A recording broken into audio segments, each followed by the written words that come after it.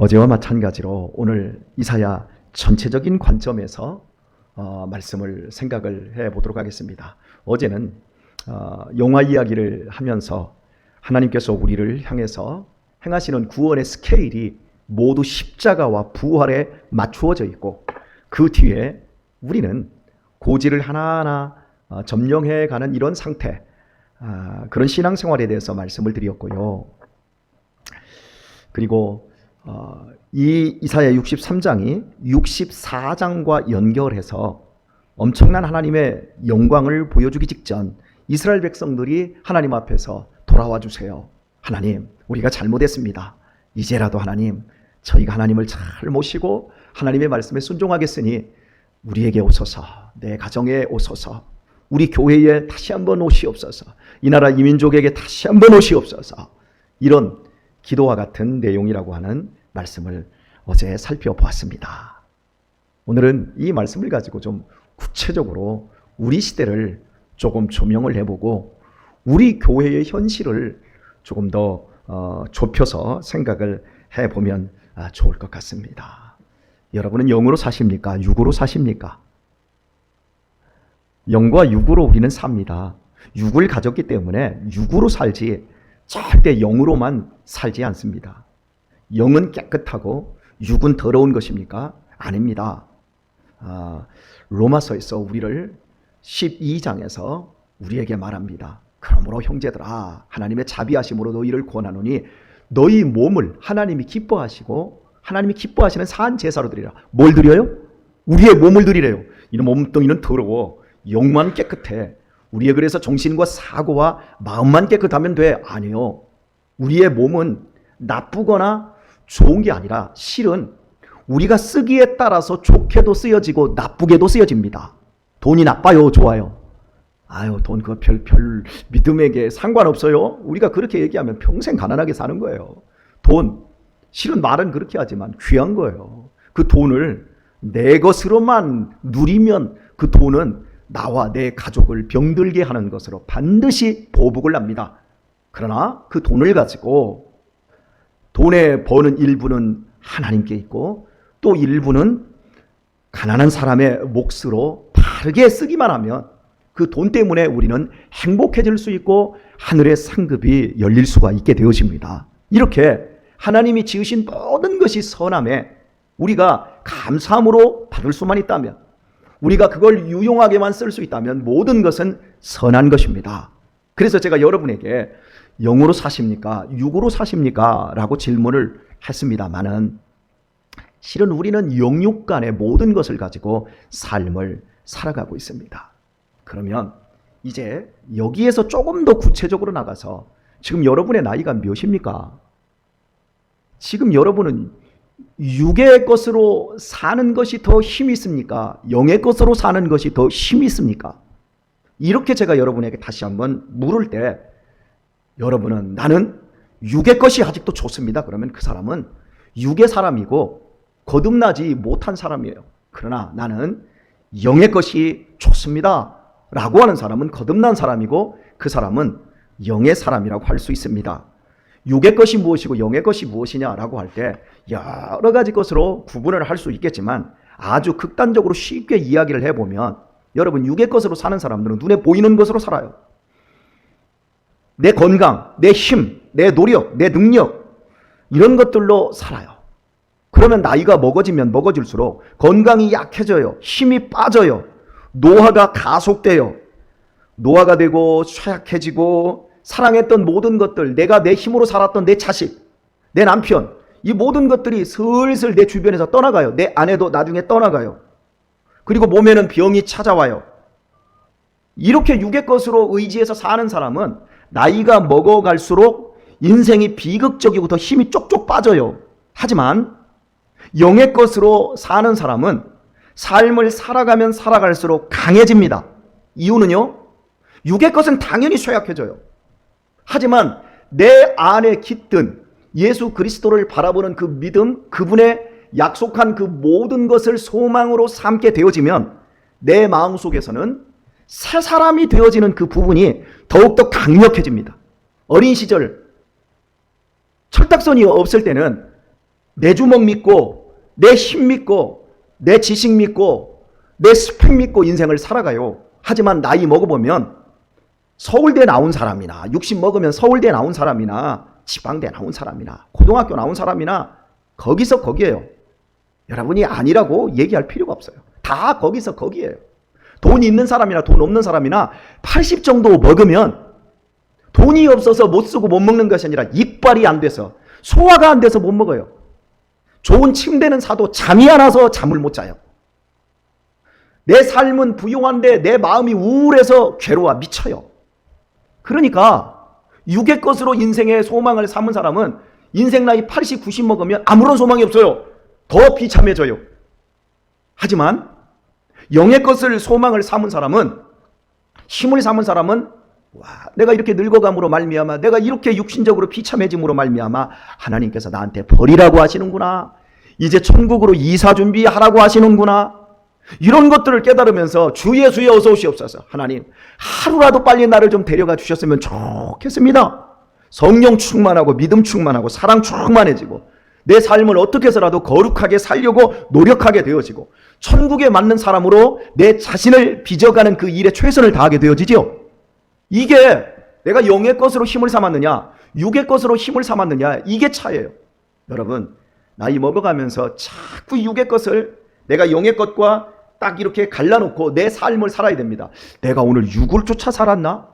내가 오늘 영을 쫓아 살았나? 이 생각을 해야 돼요. 금주에 월요일에 시찰 회의가 있었습니다. 그래서 산마을에서 끝나고 점심 식사를 같이 목사님들 한 20여 명이 함께 식사를 딱 했습니다. 얼마나 맛있게 먹었는지요. 왜 이렇게 산마을도 이제 올라서 비싸져서 뭐 19,000원인가? 한 사람이 그렇게 됐대요. 참 밥을 먹을 때마다 19,000원짜리 밥을 먹을 때마다 미안하고 죄송하고, 사실 미안할 것도 없어요. 죄송할 것도 없어요. 그런데 이상하게 미안하고 죄송해요. 하나님 1초에 4명씩 굶어 죽는다는데 이렇게 비싼 밥 먹어도 내가 되나요? 제가 물으면 우리 하나님이 아이고 먹어라, 맛있게 먹어라. 하나님 그렇게 말씀하시면 네 맛있게 먹겠습니다 하고 그런 마음 가지고 먹어요. 제가 이제 그런 식으로 이제 표현을 했어요. 여러분 어떻습니까? 자꾸 우리들이 내가 육의 사람으로 살려고 추구하는지 영의 사람으로 살아가려고 애쓰는지 우리 자신들을 돌아봐야 돼요. 용두삼이라는 말이 있어요.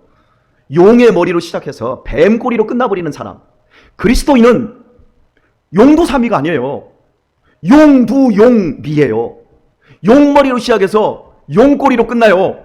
왜? 십자가와 예수님의 부활의 사건을 시작으로 해서 복음이 선포가 되어지고 그리고 교회 시대가 쫙 이어지면서 마지막에 예수님이 이 땅에 딱 재림하실 때 철장으로 세상을 심판하시는 그 엄청난 스케일로 오셔서 세상을 다 심판하시고 새하늘과 새 땅을 이 땅에 가져오시는 겁니다. 용두, 용비, 그리고 그 중간에 성도들이 어떻게 믿음의 삶을 살았는지 14만 4천 명의 구원받은 사람의 숫자 14만 4천 명 아니에요. 신천지가 14만 4천 명만 구원받는다고 그래요. 그런데 그것은 의미적인 것으로 14만 4천 명이지 문자적인 게 아니에요. 만약에 14만 4천 명만 구원받는다고 하면 신천지 숫자가 30만 명, 40만 명, 50만 명도 넘을 거예요. 그러면 그 신천지 내에서도 구원받은 사람이 구원 못 받는 사람이 더 많게요. 얼마나 그 오류를 가지고 있는 줄 알아야 돼요. 영어 성경으로 신천지가 얘기하는 거 이렇게 보게 되면 한글 성경으로만 보면 막 그런 것 같은데 영어 성경으로 보면 뜻이 완전히 달라요. 조금만 지각 있고 영어로 성경을 읽을 수 있기만 해도 신천지 같은 그 저급한 이단들에 빠지는 사람은 아마 없을 거예요. 여하튼 간에 14만 4천 명이 요한계시록 7장에 보면 14만 4천 명이 하나님의 시온산 앞에 탁 섭니다. 보좌 앞에 탁 서요. 그때 예수님께서 하시는 말, 이 사람들이 큰 환란에서 나오는 자들이다. 큰 환란. 용두 용미 사이에 믿음의 사람은 이 땅에서 버리운 자 같고 무명한 자 같고 이 세상에서 짓밟히는 자 같아요. 그래서 환란이 있어요. 우리가 지금 이 새벽에 교회 나왔다고 그래서 여러분 동사무소에서 새벽 기도에 보조금 줍니까? 뭐 나왔다고 여러분 뭐 상 줍니까? 여러분이 대학에 다니고 있으면 뭐 등록금이 나옵니까? 나오는 거 아무것도 없어요. 그냥 여기 나와서 새벽에 하나님 앞에 마음 내려놓고 울기도 하고 웃기도 하고 소망하고 간절해지고 우리 이렇게 울며 불며 이 풍진 세상을 가는 거예요. 갑자기 이런 찬양이 생각나. 이 풍진 세상을 만났으니 우리네 할 일이 무엇이냐. 너무 구성지지요? 여러분, 환난에서 나오는 자들, 그러니까 우리는 십자가와 부활의 스케일을 알고 마지막 최후 승리의 스케일을 그 속에서 이 땅에서 죽도록 충성하고 차든지 덥든지 내가 너희를 내쳐버리라. 라오디 교회를 향해서 하나님께서 하신 그 말씀, 너희가 왜 첫사랑을 잃어버리느냐, 내가 촛대를 내가 옮겨버리겠다 하신 그런 말씀들 속에서 우리들이 오늘 하루하루의 선택 속에서 최고의 선택을 하며 믿음의 삶을 살아야 합니다. 영적인 선택. 어제도 불렀고 오늘도 부른 새벽 찬양 358장, 아침 해가 돋을 때 만물 신선하여라. 나도 세상 지날 때 햇빛 되게 하소서. 주여 나를 도우사 세월 허송하지 않고서 세상 지나가는 세상 동안에 햇빛 되게 하소서. 밤낮 주를 위하여. 이 찬양이 이게 제 결혼식 찬양이었어요. 황기성 목사님께서 저를 주례를 하셨는데 찬양을 뭘로 할까요? 이렇게 하셔서 제가 이 찬양으로 부르겠습니다. 여러분, 결혼식 때 이 찬양 부르면 오늘 모여 찬송함은 형제자매 뭐 즐겁게 하잖아요. 그렇죠? 그런데 비장하게 아침 해가 돋을 때 만물 신선, 나도 세상 지날 때 햇빛 되게 하소서. 제가 아내와 함께 우리 찬양하자. 당신과 나랑 결혼했으니 이제 이 결혼을 통해서 이 세상 지나가는 날 동안에 너희는 빛과 소금으로 했으니 우리 가정이, 우리 가문이 이런 햇빛이 되도록 하십시다. 시간을 농밀하게 살도록 하십시다. 오래오래 살아서 뒷방 노인네가 하지 말고 짧게 농밀하게 살아서 많이 사십시다. 그러면서 사는 날 동안 많은 사람 구원하고 교회를 한번 세워보도록 하십시다. 제 아내하고 한 거예요. 이 찬양 부르고 제가 이 찬양을 부를 때마다 제 정체성을 생각을 해요. 아, 그렇지. 내가 결혼할 때 24년 전에 그랬지. 그때 그 마음이었지. 저는 지금도 그 마음입니다. 제가 마지막 세상 떠날 때도 가장 햇빛 되는 삶으로 죽기를 소원하고 있습니다. 왜요? 십자가의 부활의 영광이 용두용미로 끝나는 삶이 아니라 하나님 나 이렇게 살고 싶어요. 저렇게 살고 싶어요. 나 하나님 이 교회에서 목사님의 큰 오른팔이 되고 싶어요. 그렇게 얘기해놓고 나중에 보니까 여기에 없어. 아, 목사님 저 결혼하면요, 나 축의금에 결혼 비용 치고 축의금 남은 거 다 제가 목사님한테 드릴 테니까 입양 가족들을 위해서 좀 써주십시오. 10원도 안 가져와 해내고. 여러분, 그게 인간입니다. 십자가의 보혈의 능력, 내가 믿고 있는 것, 목사님 제발 이 교회 떠나지 마세요. 목사님과 함께 이 교회에 있고 싶습니다. 그리고 자기가 떠나요. 그게 사람이에요. 우리들이 십자가와 부활의 영광에 초점을 맞추지 않으면 우리의 삶은 자꾸 무너져요. 우리가 이 세상을 살아가면서 영으로, 우리가 이 영을 가진, 거듭난 영을 가진 우리가 무엇을 생각해야 되냐면 예수를 깊이 생각하라. 믿음의 주여 온전케 하시는 예수를 깊이 생각하라. 깊이 생각하라는 말은 거기 아예 푹 빠지라는 거예요. 저는 오늘 본문에서 홍의를 입고 에돔을 아주 박살내고 온 몸에 엄청난 전쟁을 막 선열을 뒤집어 쓴, 전쟁에서 승리한 이 사람이 누구냐? 예수 그리스도예요. 십자가로 말미암아 사단의 권세를 박살내버리고 우리가 구하는 대로, 우리가 믿는 대로 반드시 응답해 주시는 하나님, 그 예수 그리스도를 깊이 생각하며 믿음 안에서 용기 있게 끝까지 여러분이 약속하고 여러분이 말하고 여러분이 다짐한 그 모든 것들을 이 땅에서 이루며 지나가는 세상 속에서 햇빛 되는 성도들 되시기를 축복합니다. 이 삶을 우리 살아야 돼요. 저는 이제 오늘의 말씀을 맺으면서 한 5분 정도 여러분과 이 시대를 좀 조명을 해봤으면 좋겠어요. 코로나로 말미암아 성도들이 경험하고 있는 것이 뭐냐면 나태해도 된다라고 하는 것을 경험했습니다. 밥 같은 거 안 해도 충분히 교회가 유지된다라는 걸 경험했습니다. 서로가 모여서 교제하고 서로가 모여서 예배하고 떡을 떼며 순전한 마음으로 기도 안 해도 충분히 되는구나 라는 것을 경험을 했습니다. 그래서 사람들이 굉장히 나태해졌습니다. 제가 노예에서 목사님들과 함께 식사하면서 깜짝 놀랐습니다. 우리 남수원노회가 이 위쪽에 그 북부 시찰에 송탄 지역에 수모 교회가 있습니다.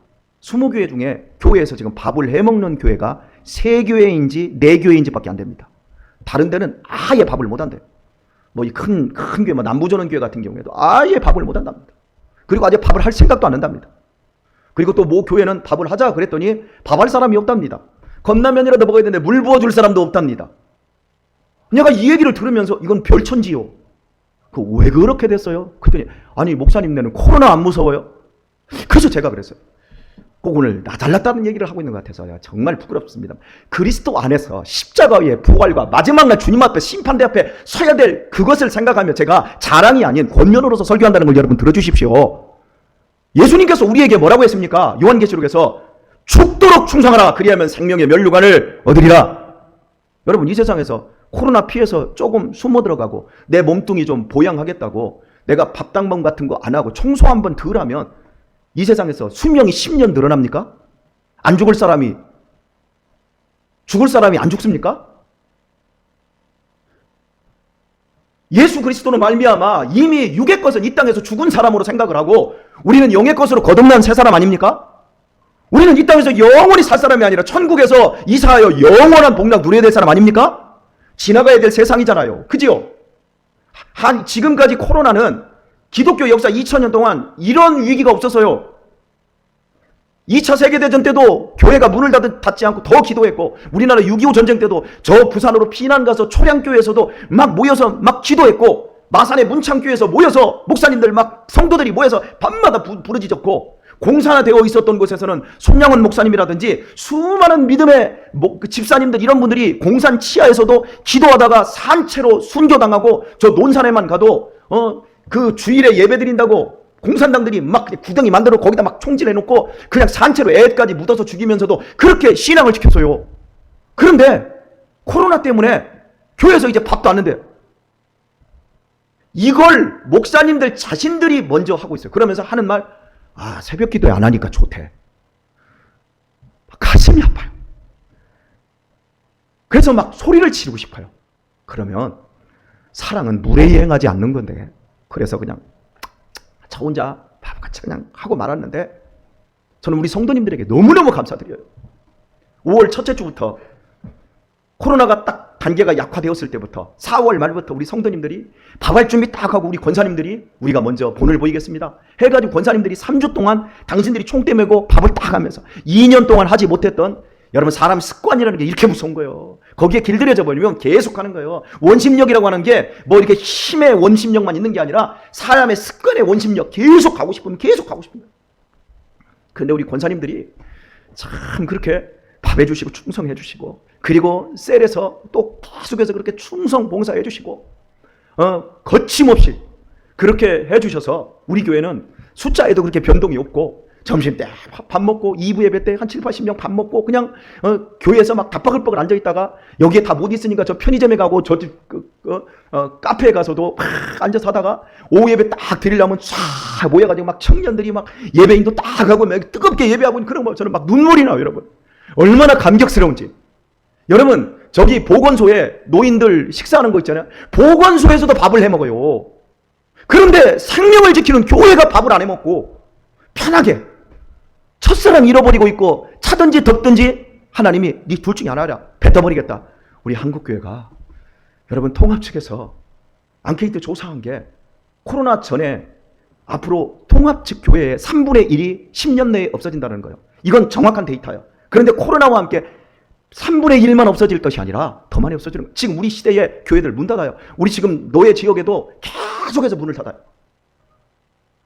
여러분 진정한 부흥 마지막 주님이 오실 때까지 십자가와 부활이라는 영원한 그 스케일 속에서 피해가지 말고 쉽게 가려고 하지 말고 주님이 부르시는 그날까지 이 믿음의 순례자 길에서 여러분 죽도록 충성하여 마지막 날에 상 받는 자리에 우리 모두 있어야 될 줄 믿습니다.